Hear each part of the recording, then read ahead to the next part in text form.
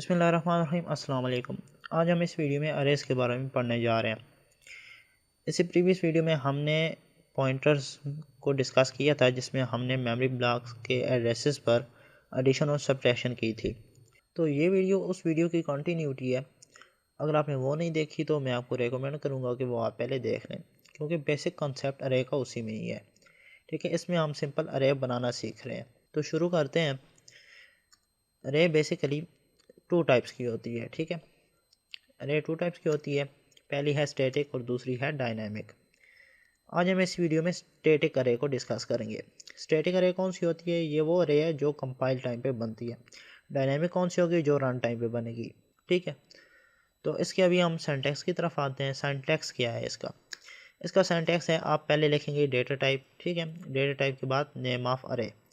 Name of अरे के बाद इन ब्रैकेट्स के अंदर, ठीक है, आप साइज़ देंगे कि कितनी अरे, आप कितने साइज़ की अरे बनाना चाह रहे हैं। यानी कि अगर आपने पहले वीडियो देखी है तो उसमें हमने पॉइंटर के थ्रू मेमोरी ब्लॉक्स को एक्सेस किया था। हमने 3 मेमोरी ब्लॉक्स को बेसिकली एक्सेस कर रहे थे, जिसमें 2 अनरिजर्व थे। ठीक है, तो हम बेसिकली यहाँ पर बता रहे हैं कि हम कितनी मेमोरी ब्लॉक्स को एक्सेस करेंगे, ताकि उन मेमोरी ब्लॉक्स को, उन आइडेंटिफायर्स को रिज़र्व किया जा सके। ठीक है, ताकि एरर ना आए रन टाइम पे।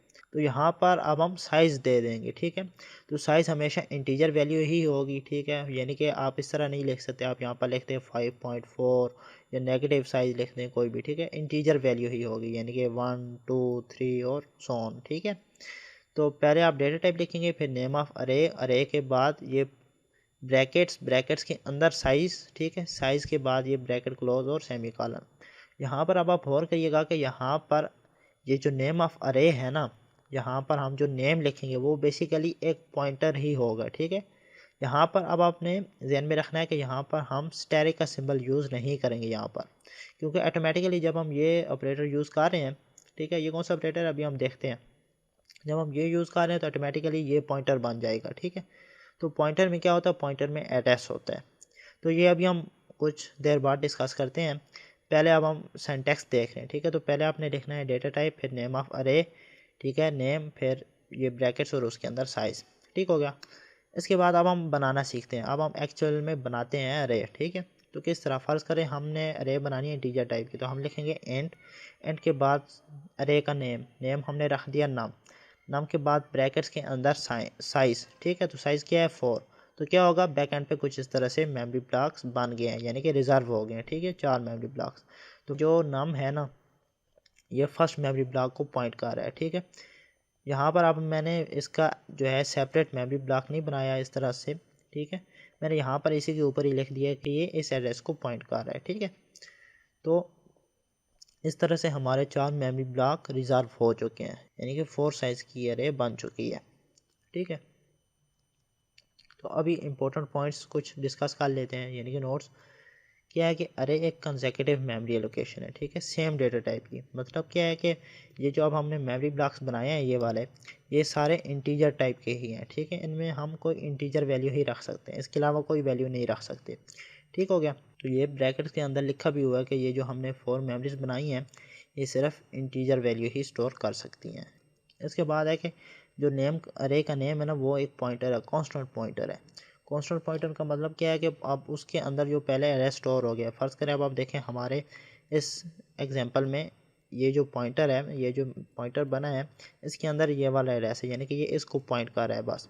इसके अंदर अब हम एड्रेस चेंज करना चाहें तो एड्रेस चेंज नहीं कर सकते। ठीक है, इसके बाद हम, जाहिर सी बात है पॉइंटर है तो हम वो मेमोरी ब्लॉक्स एक्सेस कर सकते हैं जो हमने रिजर्व किए हैं। ठीक हो गया। तो अभी हम देखते हैं कि हम वो मेमोरी ब्लॉक एक्सेस किस तरह करेंगे। तो किस तरह हम एक्सेस करेंगे, हम सिंपल पहले वीडियो में डिस्कस कर चुके हैं। हमारे पास एक अरे है। अब आप देखें तो हमारे पास ये जो मेमोरी ब्लॉक्स हैं ये रिज़र्व हो चुके हैं। हमने इससे पिछली वीडियो में रिज़र्व मेमोरी ब्लॉक यूज़ नहीं किया, हमने रिज़र्व ही नहीं किए थे, तो हमारा एरर आ रहा था। लेकिन अब ये रिज़र्व हो चुके हैं, तो हम सिंपल किस तरह इनको एक्सेस करेंगे? सिंपल वही मेथड है जो हम डिस्कस कर चुके हैं। पहले मैं यहाँ से इसको रिमूव कर देता हूँ। हमने प्रीवियस वीडियो में जो मेथड डिस्कस किया वही यूज़ कर रहे हैं। तो फर्स्ट करें हमने ये वाला मेमोरी ब्लॉक एक्सेस करना है, तो हम किस तरह लिखेंगे? हम सिंपल लिखेंगे num+0। फिलहाल हम एड्रेसेस की बात करें। ठीक है, एक्सेस करने की बात कर रहे हैं, उसके अंदर क्या स्टोर करना है वो हम नहीं देख रहे। ठीक है, जाहिर सी बात, अगर हमने इस मेमोरी ब्लॉक के अंदर कुछ स्टोर करना है तो हम इसके साथ स्टैटिक यूज़ करेंगे। किस तरह से वो अभी हम देखते हैं। तो हमने ये एक्सेस करना है तो हम इसमें ज़ीरो ऐड करेंगे। अगर ये वाला मेमोरी ब्लॉक एक्सेस करना है तो 1, ये वाला एक्सेस करना है तो 2, और इसी तरह से ये वाला एक्सेस करना है तो 3। ठीक है, यहाँ पर 3 ऐड कर रहे हैं तो साइज़ 3 4 ज़रा अब आप देखें तो 12 आता है, तो A12 में 12 ऐड किया तो A24 आ गया। ठीक है, अच्छा अब हम देखते हैं कि इनिशियलाइज़ किस तरह करेंगे अरे को। यानी कि अरे तो पहले हम डिक्लेयर कर रहे थे ना, पीछे हमने सिर्फ बताया है, हमने लिखा है एंड। ठीक है, एंड के बाद लिखा है नाम और उसमें लिखा है 4।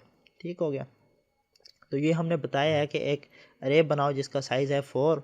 इस तरह से हमारी अरे बन चुकी जिसका साइज़ है 4, लेकिन उसमें पहले से कोई वैल्यू नहीं पड़ी हुई। ठीक है, तो अब हम इनिशियलाइज़ क्या कर रहे हैं कि हम उसमें साथ ही वैल्यू भी असाइन कर रहे हैं। ठीक है, तो इस तरह से हम इनिशियलाइज़ किस तरह करेंगे, हम सिंपल लिखेंगे इंट, यानी कि डेटा टाइप के बाद नेम के बाद वही ब्रैकेट्स के बाद इक्वल का साइन, और साथ ही आप करली ब्रैकेट्स के अंदर वैल्यू भी असाइन कर दें। अब आप देखें हमने यहाँ पर साइज़ नहीं लिखा। साइज़ इसलिए नहीं लिखा कि हमने जो वैल्यू इस अरे में स्टोर की है ना, वो ऑटोमेटिकली उसी का साइज़ बन जाएगा। अब आप देखें यहाँ पर हमने 4 वैल्यू स्टोर कर रहे हैं। ठीक है, 4 वैल्यू स्टोर कर रहे हैं तो इसका साइज़ 4 बन जाएगा। तो यहाँ पर अब आप जब वैल्यू दे रहे होंगे तो आपने उनको कॉमा से सेपरेट करना है। अब आप ये देखें ये वैल्यू 1 है, 1 जो है जो मेमोरी ब्लॉक बना होगा इस तरह से हमारी 4 साइज़ की अरे बनी होगी। ठीक है, 1 2 3 और 4। तो 1 जो है वो पहले मेमोरी ब्लॉक में स्टोर हो जाएगा। 2 जो है अब हमने कामा से सेपरेट किया तो इसका मतलब अब हम नेक्स्ट वैल्यू लिखने जा रहे हैं वो नेक्स्ट मेमोरी ब्लॉक में स्टोर हो। तो 2 कहाँ पर स्टोर होगा, 2 उससे नेक्स्ट मेमोरी ब्लॉक में, 3 उससे नेक्स्ट में, और 4 उससे नेक्स्ट में। तो बैकेंड पे इस तरह से हमारी अरे बन के स्टोर हो जाएगी। ठीक है, यहाँ पर हमने वैल्यूज़ को कॉमा से सेपरेट करना है। ठीक हो गया, जो वैल्यू आप लिखेंगे पहले वो पहले मेमोरी ब्लॉक में जाएगी, जो दूसरी लिखेंगे वो दूसरे में, और तीसरी वाली इसी तरह से सो ऑन। इसके बाद अगर आप चाहें तो यहाँ पर अब आप देखें हमने साइज़ नहीं दिया। अगर आप चाहें तो साइज़ भी दे सकते हैं और साथ उतनी वैल्यूज़ भी स्टोर कर सकते हैं। ठीक है, साइज़ भी दे सकते हैं और वैल्यू भी स्टोर कर सकते हैं, ये आपकी चॉइस है कि आपने कौन सा मेथड यूज़ करना है वो कर लें। ठीक हो गया, तो इस तरह से हम एरे को इनिशियलाइज़ करते हैं। अच्छा अब हम एक प्रोग्राम बनाते हैं। प्रोग्राम क्या है कि इंटीजर टाइप की अरे बनानी है, उसका साइज़ क्या है, साइज़ है 4, और उसमें हमने अब इनपुट लेनी है। ठीक है, तो इनपुट किस तरह लेंगे, हम सिंपल लिखेंगे एंड नाम और उसके अंदर साइज़ दे दिया। ठीक है, तो बैकएंड पे एक अरे बन गई कुछ इस तरह से। तो जाहिर सी बात है इस तरह से मेमोरी ब्लॉक्स बने हैं तो उनका कोई ना कोई एड्रेस होगा, ये हमने एड्रेसेस लिख दिए। उसी तरह से नाम है अरे का वो पहले मेमोरी ब्लॉक के एड्रेस को पॉइंट कर रहा है।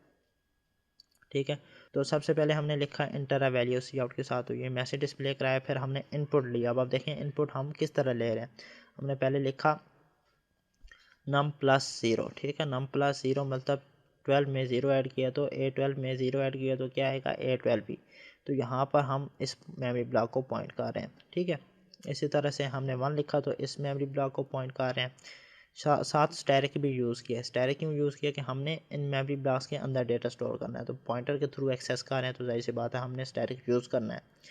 तो इसी तरह से 1 हमने ऐड किया इस मेमोरी ब्लॉक को एक्सेस करने के लिए, 2 ऐड किया है इसको एक्सेस करने के लिए, और 3 ऐड किया इस मेमोरी ब्लॉक को एक्सेस करने के लिए। अच्छा अब हमने नम प्लस ज़ीरो लिखा है तो इसका क्या मतलब है, इसका मतलब ये है कि A12 में ज़ीरो ऐड किया तो A12 आया, A12 में 1 ऐड किया तो यानी कि 1 को 4 से मल्टीप्लाई किया तो 4 ऐड होगा तो A16। इसी तरह से 2 को 4 से मल्टीप्लाई किया तो A20, 3 को 4 से मल्टीप्लाई किया तो A24। जाहिर सी बात है मल्टीप्लाई करने के बाद ऐड किया तो हमारे पास ये आंसर आए। ठीक है, तो इसका ये मतलब है। तो इसी तरह से अब आप देखें ये स्टेटमेंट किसको पॉइंट कर रही है, ये वाली इस मेमोरी ब्लॉक को पॉइंट कर रही है। इसी तरह से ये स्टेटमेंट किसको पॉइंट कर रही है, ये इसको पॉइंट कर रही है, ये वाली इसको पॉइंट कर रही है, और ये फोर्थ वाली इसको पॉइंट कर रही है। ठीक है, तो इस तरह से हम आप जब इनपुट करेगा यूज़र तो वह डायरेक्टली यहाँ पर इस वाले मेमोरी ब्लॉक में स्टोर होगी, यहाँ पर इसमें, और इसी तरह से सारे मेमोरी ब्लॉक्स में हमारी वैल्यू स्टोर हो जाएगी। अच्छा अब हम आते हैं सबस्क्रिप्ट ऑपरेटर की तरफ। सबस्क्रिप्ट ऑपरेटर क्या है, सबस्क्रिप्ट ऑपरेटर बेसिकली ये वाला ऑपरेटर है जो हम अब यूज़ करेंगे। तो अब आपने देखा कि प्रोग्राम में हमने जो स्टेटमेंट्स लिखी हैं सी इनके साथ, वहाँ पर हम इस तरह से कुछ लिख रहे थे। हम लिख रहे थे स्टैटिक ब्रैकेट और ब्रैकेट के अंदर ऐड किया 0 को एड्रेस में और फिर ब्रैकेट क्लोज। ठीक है, तो इसको हम इस ऑपरेटर के साथ रिप्लेस कर सकते हैं। तो रिप्लेस किस तरह किया, अब आप देखें, हमने सिंपल 0 लिखा है ब्रैकेट के अंदर, इस सबस्क्रिप्ट ऑपरेटर के अंदर हमने लिखा है 0। ना कोई हमने यहाँ पर स्टैटिक का सिंबल यूज़ किया और ना कोई पैरेंथेसिस, ना कोई यानी कि ये वाली ब्रैकेट यूज़ की है। तो अगर हम इस तरह से 0 को लिखते हैं सबस्क्रिप्ट ऑपरेटर के अंदर तो इसका सेम मतलब यही है। ठीक है, इसी तरह से हम ये वाली स्टेटमेंट लिख सकते थे, 1 को हम सिंपल रिप्लेस कर देते। ठीक है, इसी तरह से 2 लिखते हैं सबस्क्रिप्ट ऑपरेटर में, इसी तरह से 3 लिखते। ठीक हो गया। तो अब आप देखें तो हमने यहाँ पर उनको रिप्लेस कर दिया है। ठीक है, यहाँ पर अब हम सबस्क्रिप्ट ऑपरेटर यूज़ कर रहे हैं। 0 को हमने सबस्क्रिप्ट ऑपरेटर के अंदर लिखा है, इसी तरह 1 को, इसी तरह 2 को और इसी तरह 3 को। तो सेम इसका भी वही मतलब है कि हम एड्रेस में ऐड कर रहे हैं, तो हम इन जो मेमोरी ब्लॉक्स हैं इनको एक्सेस कर रहे हैं। अच्छा, अब आप गौर करें, ये जो मेमोरी ब्लॉक्स बने हैं ये कितने हैं, 4, ये 1, ये 2, ये 3 और ये 4। अब आप थोड़ा सा यहाँ पर गौर करें कि हमने जब पहले मेमोरी ब्लॉक को यानी कि फर्स्ट मेमोरी ब्लॉक को एक्सेस करना होता है तो हम लिख रहे हैं 0। ठीक है, इसी तरह से अगर हमने दूसरे मेमोरी ब्लॉक को एक्सेस करना है तो हम लिख रहे हैं 1। ठीक है, इसी तरह से तीसरे मेमोरी ब्लॉक को एक्सेस करना है तो हम लिख रहे हैं 2। इसी तरह से फोर्थ मेमोरी ब्लॉक को एक्सेस करना है तो हम लिख रहे हैं 3। ठीक है, यानी कि हमने जो मेमोरी ब्लॉक असल में एक्सेस करना है उससे एक लेस लिख रहे हैं। अगर हमने दूसरे मेमोरी ब्लॉक को एक्सेस करना है तो हम लिख रहे हैं 1। ठीक है, इसी तरह से अगर हमने फोर्थ मेमोरी ब्लॉक को एक्सेस करना है तो हम लिख रहे हैं 3। ठीक हो गया। अगर हमने फर्स्ट मेमोरी ब्लॉक को एक्सेस करना है तो हम लिख रहे हैं 0। ठीक है, तो यानी कि हम एक एक लेस लिख रहे हैं। तो अब आप गौर करें ना, तो ये जो हम लिख रहे हैं सबस्क्रिप्ट ऑपरेटर के अंदर 0, 1, 2 और 3, ये बेसिकली इन मेमोरी ब्लॉक्स के इंडेक्सेस हैं। ठीक है, इंडेक्स है। इसका क्या मतलब है, इसका यही मतलब है कि अगर हमने फर्स्ट मेमोरी ब्लॉक को एक्सेस करना है तो हम लिखेंगे 0। अगर हमने सेकंड मेमोरी ब्लॉक को एक्सेस करना है तो हम लिखेंगे 1। इसी तरह से थर्ड मेमोरी ब्लॉक को एक्सेस करना है तो हम लिख रहे हैं 2। ठीक है, यानी कि हम एक एक लेस लिख रहे हैं। तो ये बेसिकली इन मेमोरी ब्लॉक्स के इंडेक्सेस हैं, यानी कि हम ये पोजीशन बता रहे हैं कि हम कौन से मेमोरी ब्लॉक को एक्सेस कर रहे हैं। अगर फर्स्ट को एक्सेस कर रहे हैं तो 0 लिख रहे हैं एंड सो ऑन। ठीक है, तो ये जो पोजीशंस हैं, ये जो हम सबस्क्रिप्ट ऑपरेटर के अंदर लिख रहे हैं, ये इंडेक्सेस कहलाते हैं। ठीक हो गया। तो अच्छा, अब इम्पोर्टेंट नोट्स कुछ और भी हैं। वो क्या है कि जो वैल्यू हमने लिखी है सबस्क्रिप्ट ऑपरेटर के अंदर वो बेसिकली एक एड्रेस ही है। ठीक हो, ये तो हमें पता होना चाहिए। अच्छा, इसके बाद इंडेक्स का जो स्टार्ट है वो 0 से हो रहा है। आप देख रहे हैं कि फर्स्ट मेमोरी ब्लॉक अगर हमने एक्सेस करना है तो हम 0 से स्टार्ट कर रहे हैं, यहाँ पे 0 लिखते हैं। ठीक है, इसी तरह से सेकंड एक्सेस कर रहे हैं तो फर्स्ट लिखते हैं एंड सो ऑन। अब आप देखें तो लास्ट इंडेक्स क्या है, लास्ट इंडेक्स ऑफ अरे इज साइज -1, यानी कि अगर आपने फोर्थ मेमोरी ब्लॉक हम एक्सेस कर रहे थे तो हम सबस्क्रिप्ट ऑपरेटर के अंदर यानी उसका इंडेक्स लिख रहे थे 3। ठीक है, तो इसका इंडेक्स होगा 3। जो फोर्थ मेमोरी ब्लॉक होगा, जो लास्ट मेमोरी ब्लॉक होगा, उसका एक लेस होगा टोटल साइज से।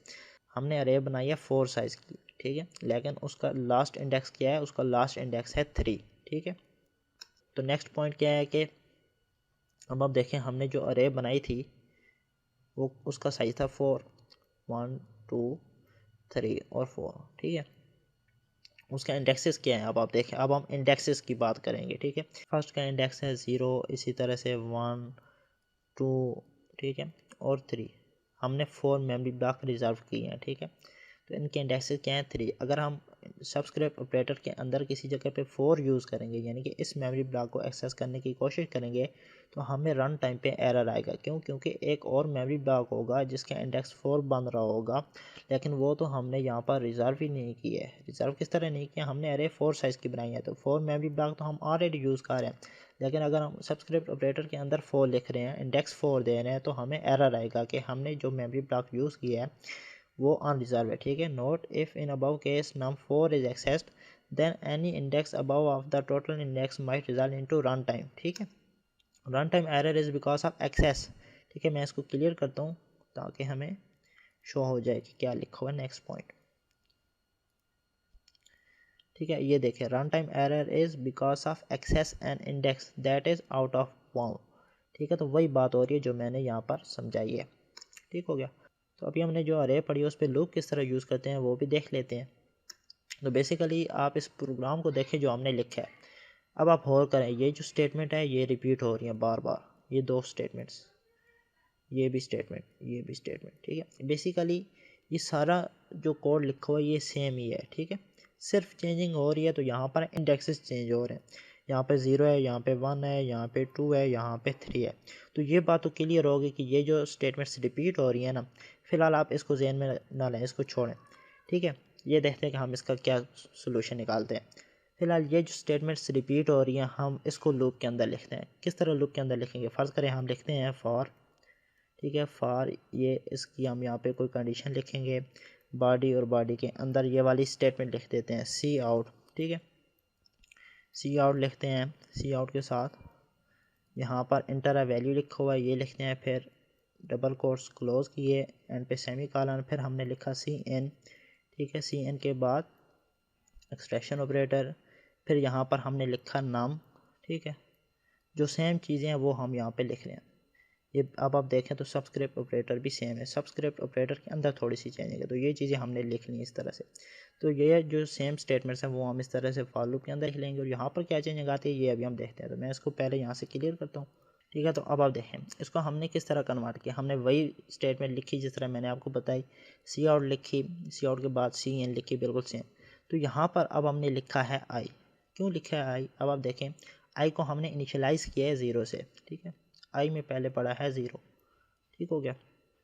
तो यहाँ पर आई की पहले वैल्यू होगी 0, तो जब लूप चेक करेगा 0 लेस दैन, यहाँ पर मिस्टेक है थोड़ी सी, यहाँ पर हमने लिखना था 4, लेस दैन 4 लिखना है, ठीक है। यहाँ पर लेस दैन 4 लिखना है, क्यों ये मैं अभी आपको बता रहा हूँ, ठीक हो गया। तो यहाँ पर अब हमने लिखना था 4, तो चेक होगा 0 लेस दैन 4, कंडीशन ट्रू होगी तो इसके अंदर मूव करेगा, तो यहाँ पर पहले पड़ा हुआ है 0, तो यहाँ पर पहले इनपुट ले लेगा जो 0 मेमोरी ब्लॉक होगा, ठीक है, जिसका इंडेक्स 0 होगा।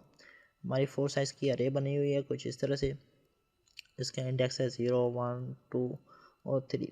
तो जो फर्स्ट मेमोरी ब्लॉक है यानी कि जिसका इंडेक्स 0 है, तो पहले उसमें आउटपुट लेगा, फिर यहाँ से आई की वैल्यू इंक्रीमेंट होगी यानी 0 से हो जाएगी 1, ठीक है। तो 1 में इनपुट लेगा, फिर इसी तरह से 2 होगी तो 2 में इनपुट लेगा, फिर इसी तरह से आई की वैल्यू 3 होगी तो 3 में इनपुट लेगा।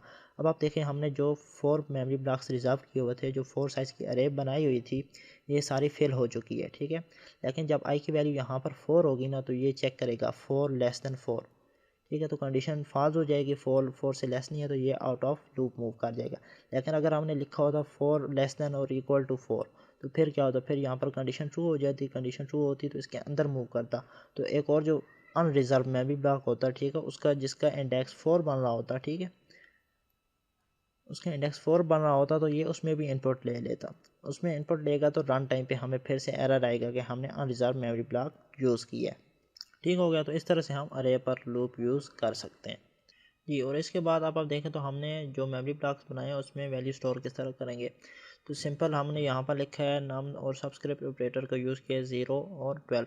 तो जो 0 जिसका इंडेक्स है यानी कि इसका इंडेक्स है 0, इसका 1, इसका 2 और इसका 3। तो जिसका इंडेक्स है 0 उसमें स्टोर हो जाएगा 12, यानी कि इसमें स्टोर हो जाएगा 12। जिसका इंडेक्स है 1 उसमें स्टोर हो जाएगा 23। इस तरह से, इसी तरह से जो 2 है उसके अंदर स्टोर हो जाएगा 5 45। और इसी तरह से जिसके इंडेक्स है 3 उसके अंदर स्टोर हो जाएगा 67, ठीक हो गया। तो इस तरह से हम खुद भी वैल्यू स्टोर कर सकते हैं सेपरेटली, ठीक है। इसके अलावा इनिशियलाइज़ का भी मेथड हमने देखा, वैल्यूज़ यूज़र से लेना भी देखा, लूप भी यूज़ करना देखा, ठीक है। और यहाँ पर अब हमने ये भी देख लिया कि हम अगर सेपरेटली उसमें वैल्यू स्टोर करना चाह रहे हैं तो किस तरह स्टोर करेंगे, ठीक हो गया। तो आई होप कि आपको इन चीज़ों की अच्छे से समझ आई होगी।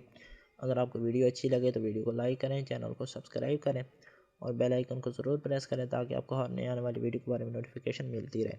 मिलते हैं नेक्स्ट लेक्चर में, तब तक के लिए अल्लाह हाफ़िज़।